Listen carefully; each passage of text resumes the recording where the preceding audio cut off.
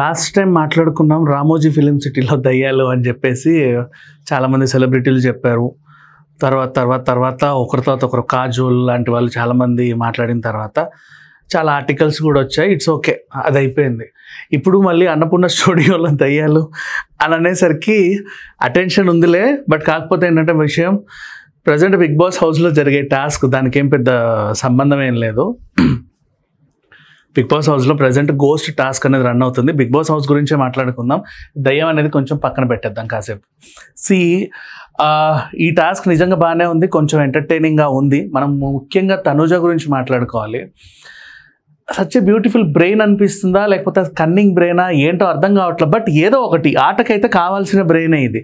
అంటే హౌస్లోకి వచ్చి అందరితో రిలేషన్స్ పెట్టుకొని అందరితో ఎమోషనల్ బాండింగ్స్ పెట్టుకొని మళ్ళీ వాళ్ళనే తరిమేయడం, ఇది ఒక టైప్ ఆఫ్ మైండ్ గేమ్ అనుకోవచ్చు.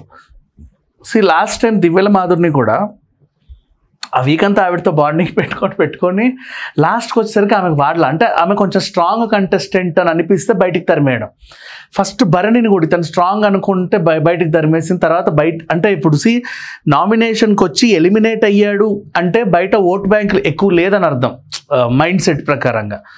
ఓకే అంటే భరణికి ఎక్కువ ఓట్ లేదు, మళ్ళీ మనం హౌస్ వాళ్ళని ఆ శ్రీజన్ వద్దనుకున్నాం కాబట్టి ఈయన ఉంచుకున్నాము. సో ఇతనికి ఎట్లా ఓట్ బ్యాంక్ లేదు కాబట్టి అతను వదిలేస్తే బెటర్, అతనితో మనకు పని లేదు. పోనీ ఫిజికల్గా ఏమైనా ఉపయోగపడతాడా అంటే రీసెంట్గా గాయమయ్యి హాస్పిటల్కి వెళ్ళి వచ్చాడు కాబట్టి ఫిజికల్గా కూడా ఆమెకు ఉపయోగపడ్డు కాబట్టి భరణి దూరం.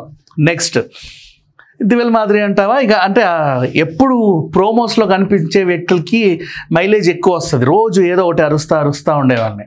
అట్లా ఆ ఎపిసోడ్ అటెన్షన్ సీకర్స్ అనమాట కొంతమంది ఉంటారు. ప్రతి ఎపిసోడ్కి ఒక ఎపిసోడ్ అటెన్షన్ సీకర్ ఉంటారు. ఆ అటెన్షన్ సీకర్స్ వీలైనంత తొందర బయటికి వెళ్ళిపోతే మిగతా అటెన్షన్ అంతా ఇటు వీళ్ళ వైపు ఫోకస్ అవుతుంది.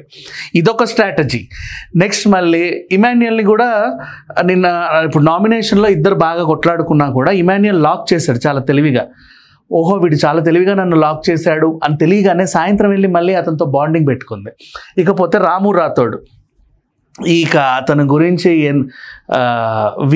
ఈవిడ కంట్రోల్లో ఉన్నాడు. ఇంకా సింపుల్గా చెప్పాలంటే ఒక దాసిలాగా సేవలన్నీ చేసేస్తున్నాడు. చివరికి ఈరోజు బట్టలు కూడా ఉతికించుకుంది అతనితో. సో ఆ రేంజ్లో అతను సర్వీసులు చేస్తున్నాడు. సో ఇట్లా హౌస్లో ఉన్న వాళ్ళందరినీ తన వైపు తిప్పేసుకుంటుంది. ఎవరైతే సైలెంట్గా కూర్చుంటారో వాళ్ళు ఓకే, అంటే వాళ్ళకి అంత మైలేజ్ ఉండదని తన ఫీలింగ్ ఏమున్నా మనకు తెలియదు. కానీ ఎవరైతే అటెన్షన్ సీకర్స్ ఉంటారో ప్రతి ఎపిసోడ్లో హైలైట్ అవుతూ వస్తూ ఉంటారో, ప్రతి టాస్క్లో హైలైట్ అవుతూ వస్తూ ఉంటారో, గేమ్స్ బాగా ఆడతారో వాళ్ళని ఎమోషనల్గా మలిచేస్తుంది. ఇదొక స్ట్రాటజీ అనే అనుకోవచ్చు. ఇన్నాళ్ళు మళ్ళీ ఓటింగ్లలో చూస్తే టాప్ అలా అవుతా ఉంది. అది ఫేక్ ఓటింగ్ అని కొంతమంది, నార్మల్ ఓటింగ్ అని కొంతమంది అన్నారు. కానీ ఇట్స్ ఓకే, ఏదో ఒకటి ఓటింగే కదా, టాప్లో వెళ్తుంది. లీస్ట్లో మాత్రం అసలు ఉండట్లా. ఇదేంటి అని అనుకునే టైంలో చాలామందిని ఎలిమినేట్ చేస్తూనే ఉన్నారు. బట్ ప్రజెంట్ ఇప్పుడు చివరిగా వెళ్ళిపోయేది ఎవరు అంటే అయితే రాము రాథోడ్ వెళ్ళాలి, లేకపోతే సాయి శ్రీనివాస్ వెళ్ళాలి. సాయి శ్రీనివాస్ అన్న ఏదో ఒక డైలాగ్ కోసమైనా సరే మాట్లాడుతున్నాడేమో కానీ రాము రాథోడ్ జస్ట్ తిరగడమే పని. మొన్న నాగార్జున గారు చూపించినప్పుడు అటు ఇటు వాళ్ళందరి దగ్గర తిరుగుతూ ఉన్నాడు కదా, అట్లా ఉన్నాడు ఈ అబ్బాయి. సో అంటే కొంచెం సింపతి కోసం ఆమెకు సేవలు చేయడమో ఇది ఏదో ఉందిలే. ఎంతకాలం సింపతి నెట్ కోసం ఇప్పటికే 10 వారాలు ఉన్నాడు. It's okay, not bad. అంటే ఫస్ట్ వచ్చాడు కాబట్టి.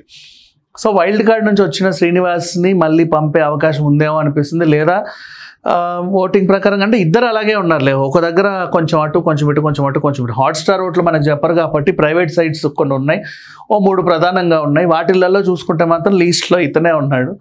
సో తను వెళ్ళిపోయే అవకాశం అయితే ఎక్కువ కనపడతా ఉంది. అండ్ ఈ సీజన్ ఏంటో చప్పగా స్టార్ట్ అయ్యి మధ్యలో అలేఖ్య చిట్టిని దివ్యల మాధుర్ని కలుపుకునేసరికి అట్లా వెళ్ళిపోయి మళ్ళీ వాళ్ళని ఎలిమినేట్ చేయడంతోనూ మళ్ళీ కొంచెం ఏదో సంపాదించుకొని రకంగా సాగుతూ ఉంది. ఇప్పటికీ కూడా ఈ సీజన్ ఏంటో నాకు పూర్తిగా అర్థం కాలే కాబట్టి ఎక్కువ వీడియోలు చేయలేకపోతున్నాం. వీలైనంత తొందరగా దీన్ని అర్థం చేసుకొని మళ్ళీ మాట్లాడుకుందాం. Thank you so much.